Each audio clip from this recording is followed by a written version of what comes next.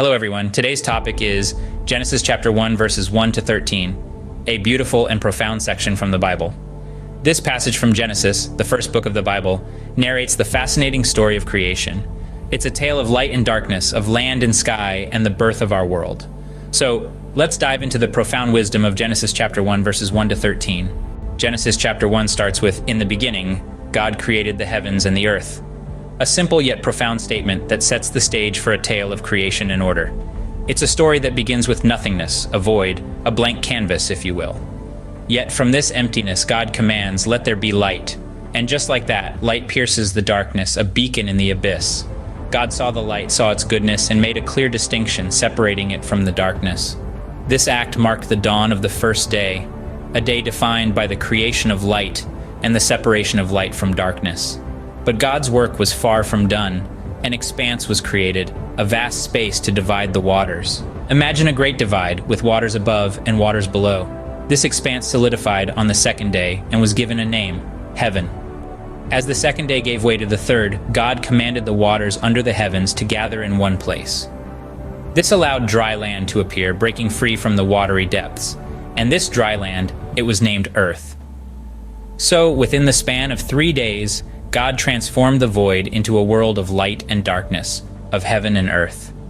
This is the essence of Genesis 1, a narrative that speaks of creation, of order emerging from chaos, of a world taking shape under the command of the divine. That's the beauty of Genesis 1, a story of creation and order.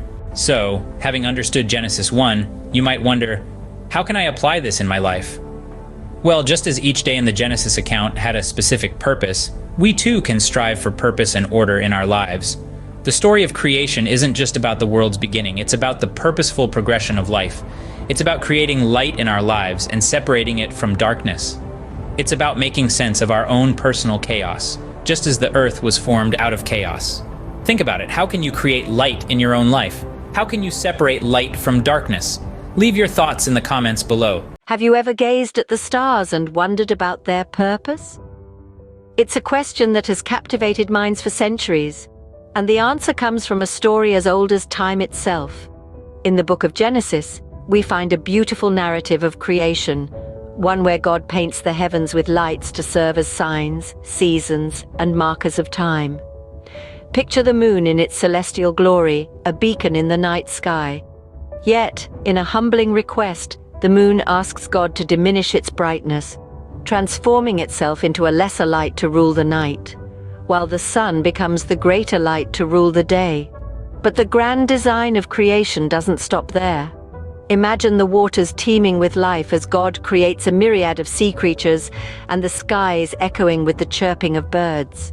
On land, God brings forth livestock, creeping things, and beasts, all part of a well-orchestrated symphony of life. As God observes his creations, a sense of satisfaction prevails.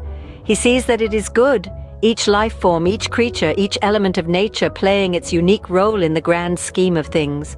And so the earth was populated with a variety of life, each playing its unique role in the grand design of creation. But what about us, the humans? What is our role in this grand design? When we delve into Genesis from chapter 1 verse 26 to chapter 2 verse 2, we find a profound revelation.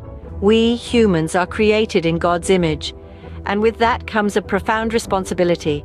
We were given dominion over all living things on earth, the birds in the sky, the fish in the sea, and every creeping thing, all under our stewardship. This dominion, however, was not given without a commandment. We were told to be fruitful, to multiply, to fill the earth. This meant not just populating the earth with our kind, but also ensuring the earth continues to thrive, to be a home for all creatures. To aid us in this task, God provided every plant yielding seed and every tree with seed in its fruit for food. This divine provision is not a one-time event, it's perpetual, continuous, ensuring that there will always be enough for all. The abundance of the earth is not just for us but for all creatures.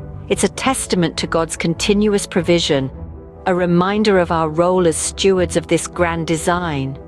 With dominion comes responsibility. How can we apply this ancient wisdom to respect and care for our planet today? Imagine a world beautifully crafted from chaos, the birthplace of all existence. This is the story of creation and fall, A story that begins with the universe emerging from a void of nothingness, a divine design that brought forth order from disorder.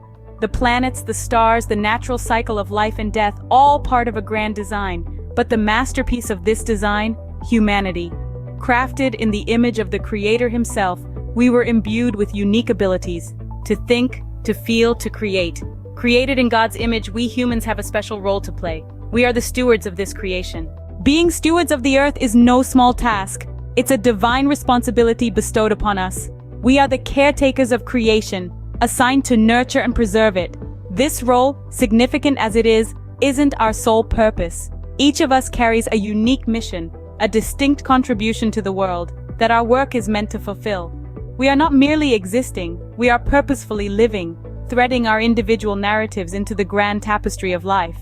And while we work to fulfill our purpose, God's provision remains perpetual. From the beginning of time, God's provision has always been available. This divine generosity, an eternal testament to his care and concern for us, is expressed in the natural world around us. Consider the plants and the trees, their seeds a promise of nourishment and renewal. This is not a one-time gift, but a perpetual bounty, a constant reminder of God's enduring provision.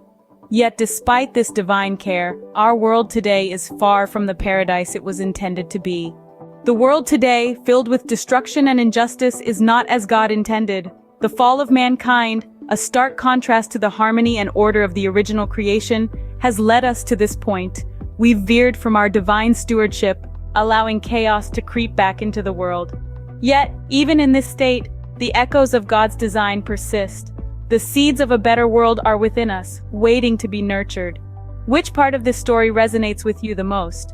Which application will you work on first? Comment down below and don't forget to like, share, and subscribe for more content like this.